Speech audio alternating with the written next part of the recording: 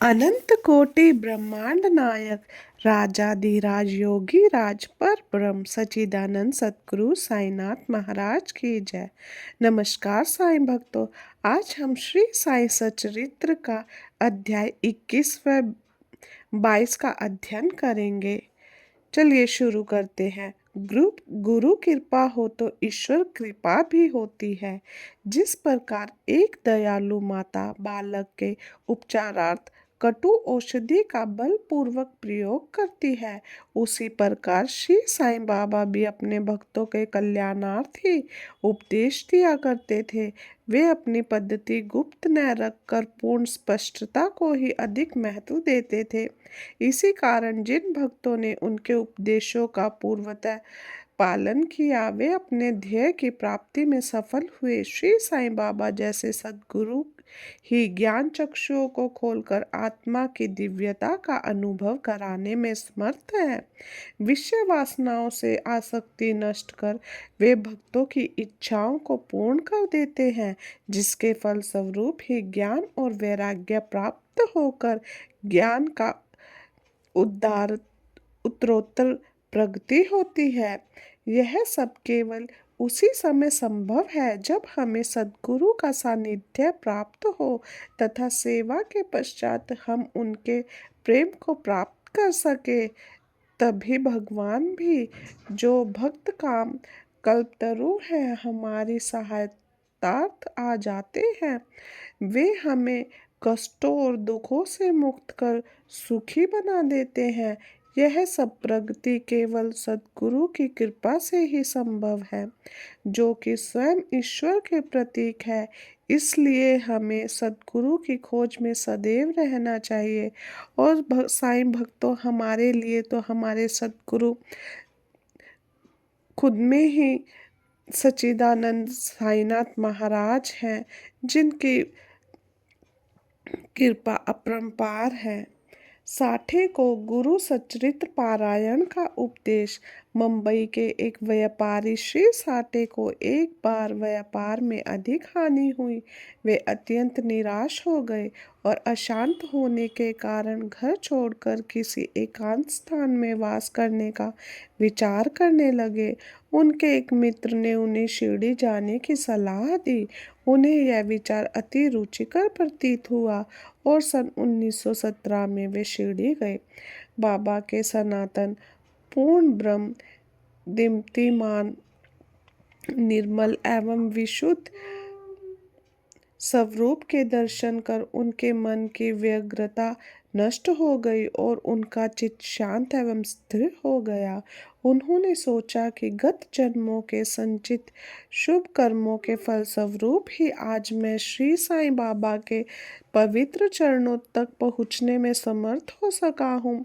श्री साठे दृढ़ संकल्प के व्यक्ति थे, इसलिए उन्होंने शीघ्र ही गुरु चरित्र का पारायण प्रारंभ कर दिया।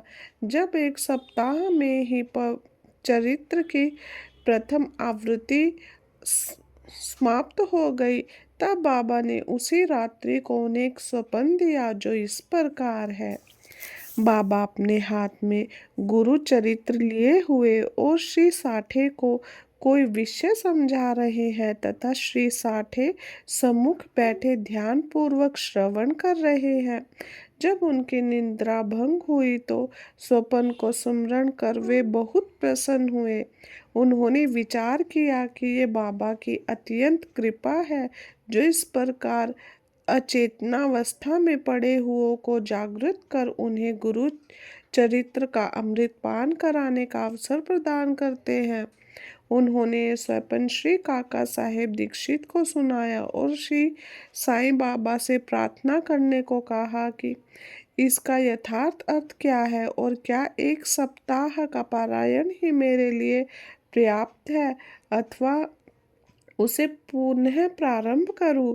श्री काका साहेब दीक्षित ने उचित अवसर पाकर बाबा से पूछा कि हे देवा, उस दृष्टांत से आपने श्री साठे को क्या उपदेश दिया है? क्या वे पारायण समाप्त स्थगित कर दें? वे एक सरल हृदय भक्त हैं, इसलिए उनकी मनोकामना आप पूर्ण करें और हे देवा कृपा कर उन्हें इस स्वप्न का यथार्थ अर्थ भी समझा दे। तब बाबा बोले कि उन्हें गुरु चरित्र का 1 सप्ताह और पारायण करना चाहिए। यदि वे ध्यान पूर्वक पाठ करेंगे तो उनका चित्त शुद्ध हो जाएगा और शीघ्र ही कल्याण होगा। ईश्वर भी प्रसन्न होकर उन्हें भवबंधन से मुक्त कर देंगे। इस अवसर पर श्री हेमाड़ पंत भी वहां उपस्थित थे और बाबा के चरण कमलों की सेवा कर रहे थे। बाबा के वचन सुनकर उन्हें विचार आया कि साठे को केवल 1 सप्ताह के पारायण से ही मनोवांछित फल की प्राप्ति हो गई, जबकि मैं गत 40 वर्षों से गुरु चरित्र का पारायण कर रहा हूँ, जिसका परिणाम अब तक न निकला। उनका केवल 7 दिनों तक का शिरडी का निवास सफल हुआ और मेरा गत 7 वर्ष का वास क्या व्यर्थ हो गया। चातक पक्षी के समान मैं सदा उस कृपाधन की राह देख रहा करता हूँ जो मेरे ऊपर अमृत वर्षा करे। वे कब मुझे उपदेश देंगे, ऐसा विचार उनके मस्तिष्क में आया ही था कि बाबा को सब ज्ञात हो गया। हेमाड़ पंथ का ऐसा विचार जानकर बाबा ने तुरंत ही आज्ञा दी कि श्यामा के यहाँ जाओ और कुछ समय उनसे वार्तालाप कर 15 दक्षिणा ले आओ। बाबा को दया आ गई थी, इसी कारण उन्होंने ऐसी आज्ञा दी। उनके अवज्ञा करने का साहस भी किसे था। श्री हेमाड़ पंत शीघ्र श्यामा के घर पहुँचे। इस समय श्यामा स्नान कर धोती पहन रहे थे। उन्होंने बाहर आकर हेमाड़ पंत से पूछा, आप यहाँ कैसे? जान पड़ता है कि आप मस्जिद से ही आ रहे हैं, तथा आप ऐसे व्यथित और उदास क्यों हैं? आप अकेले ही क्यों आए हैं? आइए बैठिए और थोड़ा विश्राम तो कीजिए, जब तक मैं पूजा आदि से निवृत्त हो जाऊं। तब तक आप कृपया कर पान आदि लें। इसके पश्चात ही हम और आप सुखपूर्वक वार्तालाप करेंगे। ऐसा कहकर वे भीतर चले गए। दालान में बैठे बैठे हेमाड़ पंत की दृष्टि अचानक खिड़की पर रखी नाथ भागवत पर पड़ी। नाथ भागवत श्री एकनाथ द्वारा महाभागवत के 11वें स्कंध पर मराठी भाषा में की हुई एक टीका है। श्री साईं बाबा के आज्ञानुसार श्री बापू साहेब जोग और श्री काका साहेब दीक्षित शिरडी में नित्य भगवत गीता का मराठी टीका सहित, जिसका नाथ भावार्थ दीपिका या ज्ञानेश्वरी है, नाथ भागवत और एक नाथ का महान ग्रंथ भावार्थ रामायण का पठन किया करते थे। जब भक्तगण बाबा से कोई प्रश्न पूछने आते तो वे कभी आशंकित उत्तर देते और कभी उनको भागवत तथा प्रमुख ग्रंथों का श्रवण करने को कहते थे, जिन्हें सुनने पर भक्तों को अपने प्रश्नों के पूर्णतया संतोषप्रद उत्तर प्राप्त हो जाते थे। श्री हेमाड़ पंत भी नित्य प्रति नाथ भागवत के कुछ अंशों का पाठ किया करते थे। उस दिन प्राय मस्जिद जाते समय कुछ भक्तों ने सत्संग के कारण उन्होंने अपना नित्य नियमानुसार पाठ अधूरा ही छोड़ दिया था। उन्होंने जैसे ही वह ग्रंथ उठाकर खोला तो अपने अपूर्ण भाग का पृष्ठ सामने देखकर उनको बड़ा आश्चर्य हुआ। उन्होंने सोचा कि बाबा ने शायद इसी कारण मुझे यहाँ भेजा है ताकि मैं अपना शेष पाठ पूरा कर लूँ, और फिर उन्होंने शेष अंश का पाठ आरंभ कर दिया। पाठ पूर्ण होते ही श्यामा भी बाहर आ गए और दोनों ने इस प्रकार वार्तालाप होने लगा। श्यामा बोले कि इस परमेश्वर की लीलाएं अथाह है, जिनका कोई पार नहीं।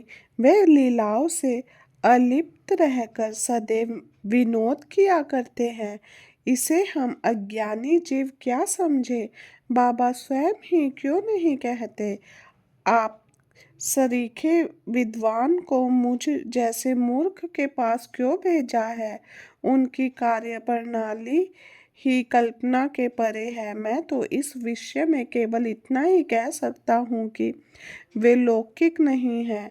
इस भूमिका के साथ ही साथ श्यामा ने कहा कि अब मुझे एक कथा की स्मृति हो आई है जिसे मैं व्यक्तिगत रूप से जानता हूँ।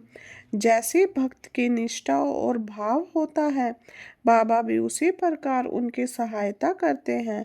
कभी कभी तो बाबा भक्त की कठिन परीक्षा लेकर ही उसे उपदेश दिया करते हैं। उपदेश शब्द सुनकर साठे के गुरु चरित्र पारायण की घटना का तत्काल ही स्मरण करके हेमाड पंत को रोमांच हो आया। उन्होंने कदाचित बाबा ने मेरे चित्त की चंचलता नष्ट करने के लिए ही मुझे यहाँ भेजा है। फिर भी वे अपने विचार प्रकट न कर श्यामा की कथा को ध्यानपूर्वक सुनने लगे। उन सब कथाओं का सार केवल यही था कि अपने भक्तों के प्रति बाबा के मन में कितनी दया और स्नेह है। उन कथाओं को श्रवण कर हेमाड पंत को आंतरिक उल्लास का अनुभव होने लगा। तब बाबा ने नीचे लिखी कथा कही। श्रीमती राधाबाई देशमुख की कथा। एक बार खाशाबा देशमुख की वृद्धा माँ श्रीमती राधाबाई देशमुख बाबा की कीर्ति सुनकर संगमनेर के लोगों के साथ शिरडी आई। बाबा के श्री दर्शन कर उन्हें अत्यंत प्रसन्नता हुई। श्री साईं चरणों में उनकी अटल श्रद्धा थी, इसलिए उन्होंने निश्चय किया कि जैसे भी हो बाबा को अपना गुरु बनाकर उनसे उपदेश ग्रहण किया जाए। आमरण अनशन का दृढ़ निश्चय कर अपने विश्राम गृह में आकर उन्होंने अन्न जल त्याग दिया और इस प्रकार 3 दिन व्यतीत हो गए। वृद्धा का ऐसा दृढ़ निश्चय देखकर बाबा ने उन्हें अपने पास बुलाया और मधुर उपदेश देकर उनकी मनोवृत्ति बदल दी। फलस्वरूप वृद्धा ने अपना उपवास त्याग दिया। यह कथा ध्यान पूर्वक एकाग्रता से श्रवण कर तथा उनके उपयुक्त अर्थ पर विचार कर हेमाड पंत को बड़ा आश्चर्य हुआ। उनका हृदय भर आया और उन्हें रोमांच उठा। अत्यंत आनंद विभोर हो जाने से उनका कंठ रुंध गया और वे मुख से एक शब्द भी न बोल सके। उनकी ऐसी स्थिति देख श्यामा ने पूछा कि आप ऐसे स्तंभ क्यों हो गए? बात क्या है? बाबा की तो इस प्रकार की लीलाएं अनगिनत है जिनका वर्णन मैं किस मुख से कहूँ। ठीक उसी समय मस्जिद में घंटानाद होने लगा, जो कि मध्याह्न पूजन तथा आरती के आरंभ का उद्घोष था। तब श्यामा और हेमाड पंत भी शीघ्र ही मस्जिद की ओर चले। बापू साहेब जोग ने पूजन आरंभ कर दिया था। स्त्रियां मस्जिद में ऊपर खड़ी थी और पुरुष वर्ग नीचे मंडप में। सब उच्च स्वर में वाद्यों के साथ साथ आरती गा रहे थे। तभी हेमाड पंत का हाथ पकड़े हुए श्यामा ऊपर पहुंचे और वे बाबा के दाईं ओर देता हेमाड पंत बाबा के सामने बैठ गए। उन्हें देख बाबा ने श्यामा से लाई हुई दक्षिणा लेने के लिए कहा। तब हेमाड पंत ने उत्तर दिया कि रुपयों के बदले श्यामा ने मेरे द्वारा आपको 15 नमस्कार भेजे हैं तथा स्वयं ही यहाँ आकर उपस्थित हो गए हैं। बाबा ने कहा कि अच्छा ठीक है, तो अब यह बताओ कि तुम दोनों में किस विषय पर वार्तालाप हुआ है। तब घंटे, ढोल और सामूहिक गान की ध्वनि की चिंता न करते हुए हेमाड पंत उत्कंठा पूर्वक उन्हें वह वार्तालाप सुनाने लगे। बाबा भी सुनने को अति उत्सुक थे, इसलिए वे तकिया छोड़कर थोड़ा आगे झुक गए। हेमाड पंत ने कहा कि वार्ता अति सुखदायी थी, विशेषकर उस वृद्ध महिला की कथा तो ऐसी अद्भुत थी कि जिसे श्रवण कर मुझे तुरंत ही विचार आया कि आपकी लीलाएं अगाध हैं और इस कथा की ही ओट में आपने मुझ पर विशेष कृपा की है। तब बाबा ने कहा, वह तो बहुत ही आश्चर्यपूर्ण है। अब मेरी तुम पर कृपा कैसे हुई, इसका पूर्ण विवरण सुनाओ। कुछ काल पूर्व सुना वार्तालाप जो उनके हृदय अटल पर अंकित हो चुका था, वह बस उन्होंने बाबा को सुना दिया। वार्ता सुनकर बाबा अति प्रसन्न होकर कहने लगे कि क्या कथा से प्रभावित होकर उनका अर्थ भी तुम्हारी समझ में आया है। तब हेमाड़ पंथ ने उत्तर दिया कि हाँ बाबा, आया तो है। उससे मेरे चित्त की चंचलता नष्ट हो गई है। अब यथार्थ में मैं वास्तविक शांति और सुख का अनुभव कर रहा हूँ तथा मुझे सत्य मार्ग का पता चल गया है। तब बाबा बोले, सुनो, मेरी पद्धति भी अद्वितीय है। यदि इस कथा का स्मरण रखोगे तो यह बहुत ही उपयोगी सिद्ध होगी। आत्मज्ञान प्राप्त करने के लिए ध्यान अत्यंत आवश्यक है और यदि तुम इसका निरंतर अभ्यास करते रहोगे तो कुप्रवृत्तियां शांत हो जाएंगी। तुम्हें आसक्ति रहित होकर सदैव ईश्वर का ध्यान करना चाहिए जो सर्व प्राणियों में व्याप्त है। और जब इस प्रकार मन एकाग्र हो जाएगा तो तुम्हें ध्येय की प्राप्ति हो जाएगी। मेरे निराकार सच्चिदानंद स्वरूप का ध्यान करो जैसे कि तुम मुझे दिन रात यहाँ देखते हो।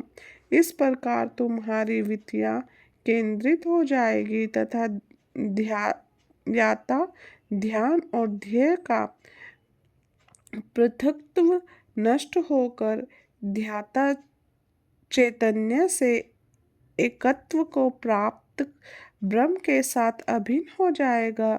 कछुई नदी के इस किनारे पर रहती है और बच्चे दूसरे किनारे पर। न तो वे उन्हें दूध पिलाती है और न हृदय से ही लगा कर रखती है, वरन केवल उसकी प्रेम दृष्टि से ही उनका भरण पोषण हो जाता है। छोटे बच्चे भी कुछ न करके केवल अपनी माँ का ही स्मरण करते रहते हैं। उन छोटे छोटे बच्चों पर कछुए की केवल दृष्टि ही उन्हें अमृत तुल्य आहार और आनंद प्रदान करती है। ऐसा ही गुरु और शिष्य का भी संबंध है। बाबा ने ये अंतिम शब्द कहे ही थे कि आरती समाप्त हो गई और सबने उच्च स्वर से श्री सच्चिदानंद सतगुरु साईनाथ महाराज की जय का जय जयकार किया। आरती समाप्त होने पर प्रसाद वितरण हुआ। बापू साहेब जोग हमेशा की तरह आगे बढ़े और बाबा को नमस्कार कर कुछ मिश्री का प्रसाद दिया। यह मिश्री हेमाड़ पंथ को देखकर वे बोले कि यदि तुम इस कथा को अच्छी तरह से सदैव स्मरण रखोगे तो तुम्हारी भी स्थिति इस मिश्री के समान मधुर होकर समस्त इच्छाएं पूर्ण हो जाएंगी और तुम सुखी हो जाओगे। हेमाड़ पंथ ने बाबा को साष्टांग प्रणाम किया और स्तुति की कि प्रभु इसी प्रकार दया कर सदैव मेरी रक्षा करते रहो। तब बाबा ने आशीर्वाद देकर कहा कि इन कथाओं को श्रवण कर नित्य मनन तथा निधिध्यासन कर तत्व को ग्रहण करो। तब तुम्हें ईश्वर का सदा स्मरण बना रहेगा और वह स्वयं तुम्हारे समक्ष अपने स्वरूप को प्रकट कर देगा। अपने बर्ताव के संबंध में उपदेश। काका के अमूल्य वचन सर्वसाधारण भक्तों के लिए है और यदि इन्हें ध्यान में रखकर आचरण में लाया गया तो सदैव ही कल्याण होगा। जब तक किसी से कोई पूर्व नाता या संबंध न हो तब तक कोई किसी के समीप नहीं जाता। यदि कोई मनुष्य या प्राणी तुम्हारे समीप आए तो उसे अभद्रता से न ठुकराओ। उसका स्वागत कर आनंद पूर्वक बर्ताव करो। यदि प्यासे को जल, भूखे को भोजन, नंगे को वस्त्र और अपंगु को अपना दालान विश्राम करने को दोगे तो भगवान श्री हरि तुमसे निसंदेह प्रेम करेंगे। यदि कोई तुमसे द्रव्य याचना करे और तुम्हारी इच्छा देने की न हो तो न दो, परंतु उसके साथ अभद्र व्यवहार न करो। तुम्हारी कोई कितनी ही निंदा क्यों न करे, फिर भी कटु उत्तर देकर तुम उस पर क्रोध न करो। यदि इस प्रकार ऐसे प्रसंगों से सदैव बचते रहे तो यह निश्चय ही है कि तुम सुखी रहोगे। संसार चाहे उलट पुलट हो जाए, परंतु तुम्हें स्थिर रहना चाहिए। सदा अपने स्थान पर दृढ़ रहकर गतिमान दृश्य को शांतिपूर्वक देखो। एक को दूसरे से अलग रखने वाले भेद की दीवार नष्ट कर दो, जिससे अपना मिलन पथ सुगम हो जाए। द्वैत भाव ही भेद वृत्ति है जो शिष्य को अपने गुरु से पृथक कर देती है। इसलिए जब तक इसका नाश न हो जाए तब तक अभिन्नता प्राप्त करना संभव नहीं। अल्लाह मालिक अर्थात ईश्वर ही सर्वशक्तिमान है और इसके सिवा अन्य कोई संरक्षण करता नहीं है। उनकी कार्य प्रणाली अलौकिक, अनमोल और कल्पना से परे है। उनकी इच्छा से ही सब कार्य होते हैं। वे ही मार्गदर्शन कर सभी इच्छाएं पूर्ण करते हैं। ऋणानुबंध के कारण ही तुम्हारा हमारा संगम होता है। इसलिए हम परस्पर प्रेम कर एक दूसरे की सेवा करते रहे। सदैव संतुष्ट रहना चाहिए।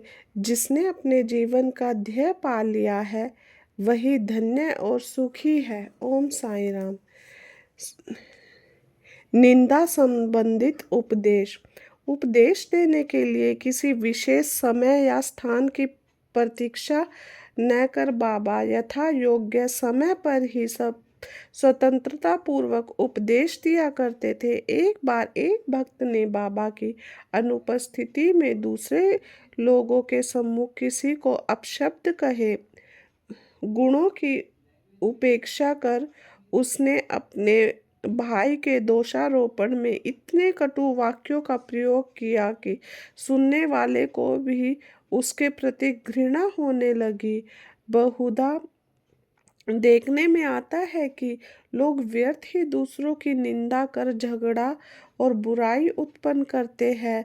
संत तो निंदा को दूसरी ही दृष्टि से देखा करते हैं। उनका कथन है कि शुद्धि के लिए अनेक विधियों में मिट्टी, जल और साबुन पर्याप्त है, परंतु निंदा करने वालों की उपयोगिता भिन्न ही होती है। वे दूसरों के दोषों को केवल अपनी जीवा से ही दूर करते हैं और इस प्रकार वे दूसरों की निंदा कर उनका उपकार ही किया करते हैं, जिसके लिए वे धन्यवाद के पात्र हैं। निंदक को उचित मार्ग पर लाने के लिए साईं बाबा की पद्धति बिल्कुल भिन्न थी। वे तो सर्वज्ञ ही थे, इसलिए उस निंदक के कार्य को वे समझ गए। मध्यकाल में जब वलेंडी के समीप उनसे भेंट हुई तब उन्होंने विष्ठा खाते हुए एक असुर की और उंगली उठाकर उससे कहा कि देखो वह कितने प्रेम पूर्वक विष्ठा खा रहा है। तुम भी जी भरकर अपने भाइयों को सदा अपशब्द कहा करते हो और यह तुम्हारा आचरण भी ठीक उसी के सदृश है। अनेक शुभ कर्मों के परिणाम स्वरूप ही तुम्हें मानव तन प्राप्त हुआ है और यदि तुम ने इसी प्रकार आचरण किया तो शिरडी तुम्हारी सहायता ही क्या कर सकेगी। भक्त ने उपदेश ग्रहण कर लिया और वहां से चला गया। इस प्रकार प्रसंगानुसार ही वे उपदेश दिया करते थे। यदि उन पर ध्यान देकर नित्य उनका पालन किया जाए तो आध्यात्मिक ध्येय अधिक दूर न होगा। एक कहावत प्रचलित है कि यदि मेरा श्री हरि होगा तो मुझे चारपाई पर बैठे बैठे ही भोजन पहुंच जाएगा। यह कहावत भोजन और वस्त्र के विषय में सत्य प्रतीत हो सकती है, परंतु यदि कोई इस पर विश्वास कर आलस्यवश बैठा रहे तो वह आध्यात्मिक क्षेत्र में कुछ भी प्रगति न कर उल्टे पतन की घोर अंधकार में गिर जाएगा।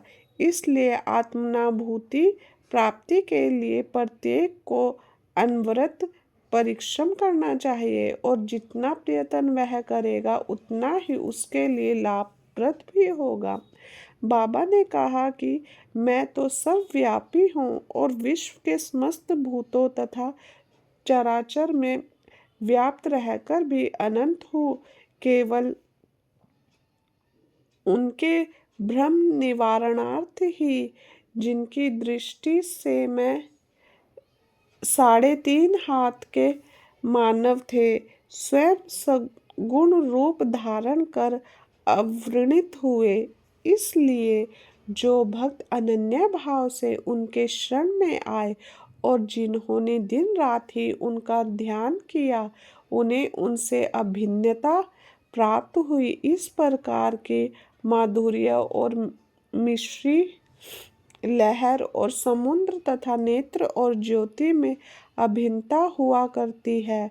जो आवागमन के चक्र से मुक्त होना चाहे, वे शांत और स्थिर होकर अपना धार्मिक जीवन व्यतीत करे। दुखदायी कटु शब्दों के प्रयोग से किसी को दुखी न कर सदैव उत्तम कार्यों में संलग्न रहकर अपना कर्तव्य करते हुए अनन्य भय रहित हो उनकी शरण में जाना चाहिए। जो पूर्ण विश्वास से उनकी लीलाओं का श्रवण कर उनका मनन करेगा तथा अनन्य वस्तुओं की चिंता त्याग देगा, उसे निसंदेह ही आत्मानुभूति की प्राप्ति होगी। उन्होंने अनेकों से नाम का जाप कर अपनी शरण में आने को कहा, जो यह जानने को उत्सुक थे कि मैं कौन हूँ। बाबा ने उन्हें लीलाएं श्रवण और मनन करने का परामर्श दिया। किसी को भगवत लीलाओं का श्रवण, किसी को भगवत पाठ पूजन तो किसी को अध्यात्मक रामायण व ज्ञानेश्वरी तथा धार्मिक ग्रंथों का पठन एवं अध्ययन करने को कहा। अनेकों को अपने चरणों के समीप ही रखकर अनेकों को खंडोबा के मंदिर में भेजा तथा अनेकों को विष्णु सहस्त्र नाम का जाप करने व छंदा योग्य उपनिषद तथा गीता का अध्ययन करने को कहा। ओम साई राम, जय साई राम। आज का साई सचरित्र का अध्याय यहीं समाप्त होता है। मैं आपसे गुजारिश करती हूँ, साई बाबा से हाथ जोड़ के आप सभी के लिए प्रार्थना करती हूँ, भगवान हर अपने भक्त के कष्टों को दूर करे, उनके परिवार में सुख शांति दे और आपके जिस भक्त को जो भी ज़रूरत हो, मेरे भगवान देर से ही सही भगवान उसकी मनोकामना पूर्ण करे। ओम साई।